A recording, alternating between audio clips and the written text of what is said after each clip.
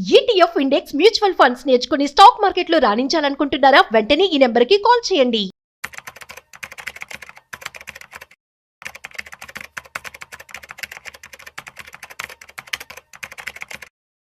నమస్తే, welcome back to Suman TV. ప్రస్తుతం మనతో పాటు ఉన్నారు stock market analyst Sundar Rama Reddy గారు. నమస్తే సార్. నమస్తే మ్యామ్.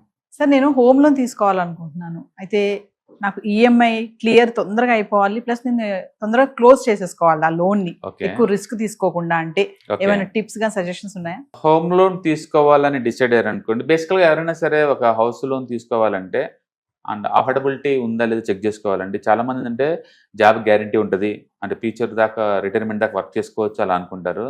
బట్ రీసెంట్ గా మీరు టీసీఎస్ చూశారు కదా, అది ఎగ్జాంపుల్ స్టార్ట్ అయింది ఇప్పుడు ఇండియాలో ట్రెండ్ కూడా. అబ్రాడ్ లాగా ఇండియాలో కూడా అవసరం లేదనుకుంటే ఎంప్లాయీస్ ని ఫైర్ చేసే కల్చర్ బీన్ అయింది ఆల్రెడీ. ఇంకా అందుకని మనకి ఎప్పుడైనా 30 40 వచ్చినాయి అంటే మనం డేంజరస్ జోన్ లోకి వస్తున్నట్లు లెక్క.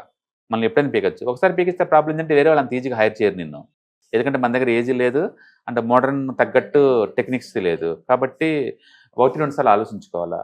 మరి ఈ ఇల్లు అనేది ఒక కళ, అది ఒక డ్రీమ్ అనమాట అందరికి. అది ఇల్లు కట్టకుండా అంటే చాలా కష్టం. ఇండియాలో మనిషి వాళ్ళు ఎవరికైనా సరే సొంత ఇంట్లో సావాలనేది ఒక డ్రీమ్ అనమాట. మరి అలాంటప్పుడు ఇల్లు లేకుండా ఎలా అంటే, మీరు ఆ ఇల్లు కొనాలంటే ఫస్ట్ మీరు ఫండ్ని క్రియేట్ చేసుకోండి. అప్పు తీసుకొని ఇల్లు కొనాలనుకున్నా సరే ఒక ఫండ్ క్రియేట్ చేసుకోండి.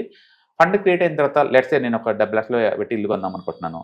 మీరు ముందే ₹1 కోటి వర్తగల మ్యూచువల్ ఫండ్స్ క్రియేట్ చేసుకోవాలా. అంటే ఒక 10 years 15 years ముందే ప్లాన్ చేసుకోవాలా. ఇల్లు ప్లాన్ చేసుకొని మనీ పోగు చేసుకొని మ్యూచువల్ ఫండ్స్ లో అది 1 crore అయిన తర్వాత అప్పుడు మనం SWP పెట్టేసుకొని ఈఎంఐ కట్టుకుంటూ పోవచ్చు అనమాట ఆ డబ్బుతోటి. అప్పుడు ఫ్యూచర్ లో నా జాబ్ పోయినా సరే నాకు ఇబ్బంది ఏం లేదు, ఎందుకంటే మనీ ఇలా పోతుంది కాబట్టి ఆటోమేటిక్ గా. అలాంటి ప్లాన్ చేసుకొని మీరు తీసుకోవాల్సి ఉంటుంది.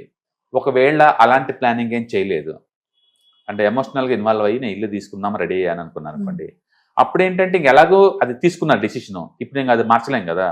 అప్పుడు మీరు చేయాల్సింది ఏంటంటే, సపోజ్ చాలా మంది ఏంటంటే అర్లీగా క్లోజ్ చేద్దామని చెప్పేసి 15 years 20 years అలా తీసుకుంటారండి. హౌసింగ్ లోన్స్ అనేది అన్నిటికంటే తక్కువ వడ్డీ దొరికే ప్లేస్ అనమాట. అంతకంటే తక్కువ ఇండియాలో ఏడా దొరకదు.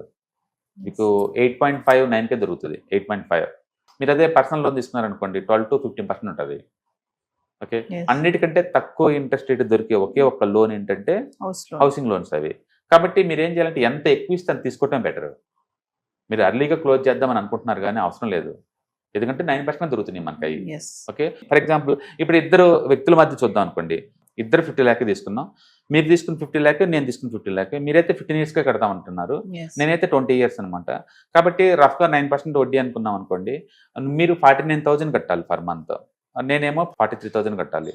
ఇద్దరి మధ్య డిఫరెన్స్ 5,800 ఉంటుంది. ఆ అమౌంట్ ఏం చేస్తానంటే మ్యూచువల్ ఫండ్లో పెడుతున్నాను, ఏదో ఒక దాంట్లో మ్యూచువల్ ఫండ్. ఫర్లే ఎగ్జాంపుల్ నిఫ్టీ అనుకున్నారు అనుకోండి, నిఫ్టీ యావరేజ్ మీద 12% దాకా వస్తుంది నాకు. ఓకే, ఇప్పుడు 15 years తర్వాత ఏం జరిగిందంటే మీరు మొత్తం కట్టిన అమౌంట్ 88 లక్షలు అండి. అంటే మీరు తీసుకున్న 55 లక్షలకి అంటే మిగతాది వడ్డీలా కడతారు కాబట్టి మొత్తం 88 లక్షలు కట్టారు మీరు.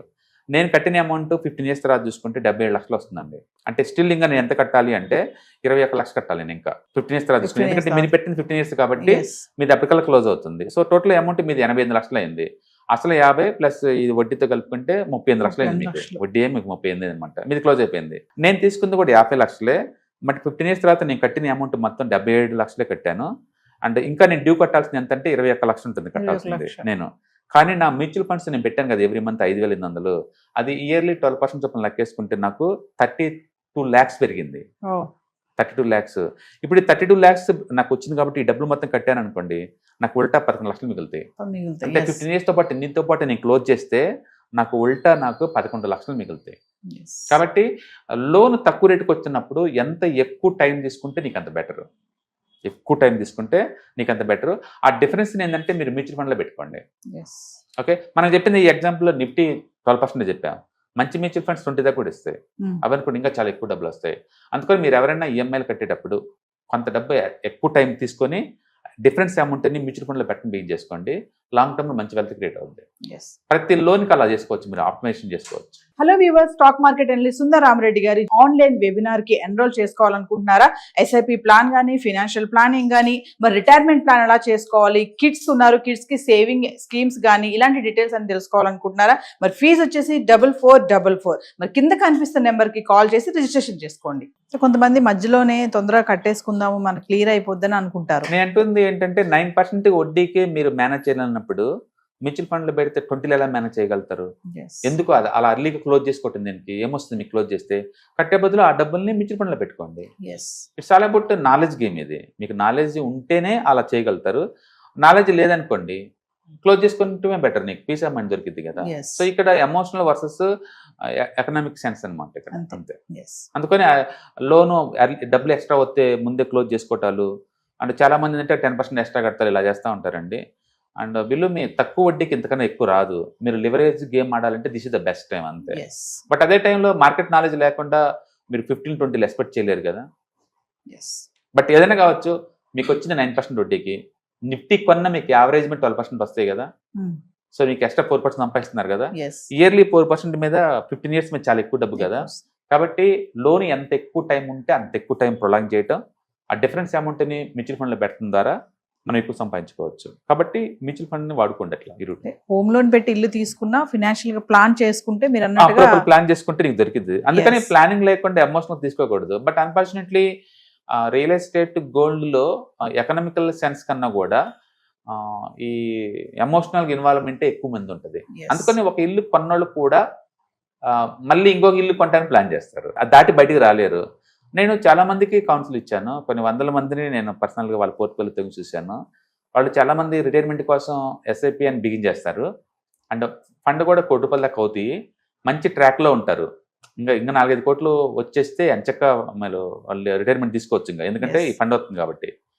సడన్గా ఏమవుతుందంటే ఎక్కడో చోట మంచి ఇల్లు దొరుకుతుంది, 2 కోట్లు 3 కోట్లు, ఈ ఫండ్ని క్లోజ్ చేస్తారు. క్లోజ్ చేస్తారు. Yes. క్లోజ్ చేసేసుకొని ఇంకా ఆ ఇల్లు కొంటారు.